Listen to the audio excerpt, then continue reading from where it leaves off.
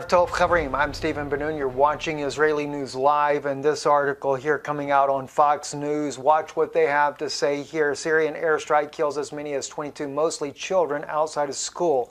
Listen to what they're reporting right here. The Syrian crisis continues to unfold on the world stage.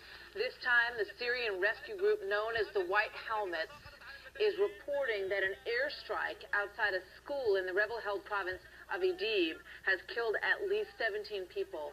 Most of the dead, sadly, are children. Amazing. Now, you know, the one thing that would just send me immediately realizing that there may not be any truth to what is being spoken about here is when they said the White Helmets have reported this. Unfortunately, even Virtual Jerusalem, they're running across the top of their own headlines here. 22 children killed in an airstrike, of course, by Russia or Syria or one or both. But then we come over here and RT brings out some very powerful information here that challenges this assessment. We already know that Russia is saying that they had no warplanes in this area during the time that this was claimed to be going on. So what is RT bringing out about on here? School in Syria, Idlib province, not hit by airstrike. Drone photos show Russian MOD. All right, let's see what they have to say there. By the way, the red line in there, protesters arrested at the camp near Dakota Access Pipeline, photo and video. You guys, if you get a chance, take a look over there. They've been running a live feed, and RT's helping the world to get to know more about what's going on there. That's the Dakota Police Department there, along with a lot of extra help there, moving away the protesters there. And I happen to stand with the Native American Indians in their protest to have clean water and not be contaminated by gas or oil pipelines ran through their lands. They have a right to their own land, and I do agree with them on that. Anyway, the Russian Defense Ministry says that it has dispatched a drone to analyze the site on Wednesday's alleged bombing of a school in Idlib, Syria. The ministry says the aircraft spotted no evidence of airstrikes and accused the White Helmets of faking digital image of the attack. On Thursday, a Russian UAV was directed to the area to conduct detailed digital photography, said a statement from the Defense Ministry spokesman Major General Igor Konashkanov. As can be seen from the photos taken by the drone, there are no signs of damage to the roof of the school or craters from airstrikes around it. Now that's this photo here where they're showing you right here. And clearly, like they say, there is no signs of that whatsoever. Now, notice on this as well, it says, we have analyzed the photo and video evidence of the supposed attack. The video diffused in a range of Western media outlets appears to consist of more than 10 different shots filmed at different times of the day and different resolutions that were edited in a single clip, continued Konashkanov.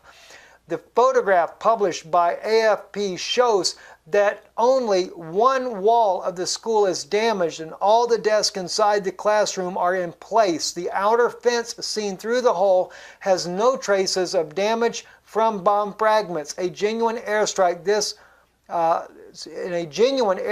this is physically impossible. The furniture would have been swept away by the blast wave, and there would have been damage marks as the classroom walls and the outer fence. And I just think, friends, I just wanted to bring this to your attention because they're making it constantly, trying to build in the Western media, trying to get the people to have a backing for the U.S. NATO forces to come in and attack Bashar al-Assad by a bunch of false propaganda media. And it's really getting sickening to see just how much of this is going on out here. Let me share something else with you here. Ivan Pernar, right here on an article that Sputnik released today, and we've actually reached out to Ivan Pernar. We've reached out to him already, and he has agreed to actually come on in an interview with us. He said NATO is posing a threat to the whole world like Hitler's Germany.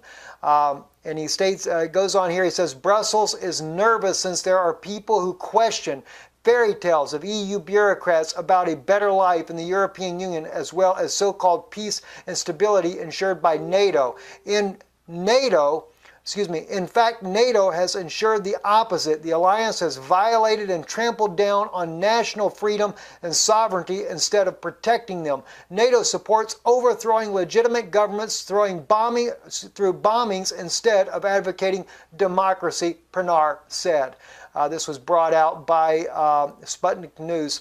Very interesting comments that Mr. Ivan has made here, and I have to agree with him. That's exactly, unfortunately, even as an American citizen, that's very much what we are seeing the U.S. Obama administration is doing all over the world, including that with Syria, of course, under President Bush with Iraq, and whether it be any of the other nations there that are going on as well. Libya currently, and now going in even into Africa, in different places there. Very troubling indeed, the things that we're seeing happening in modern times. It is a quest to overtake an entire world. It is a new world order without question. I'm Stephen Benoon. You're watching Israeli News Live.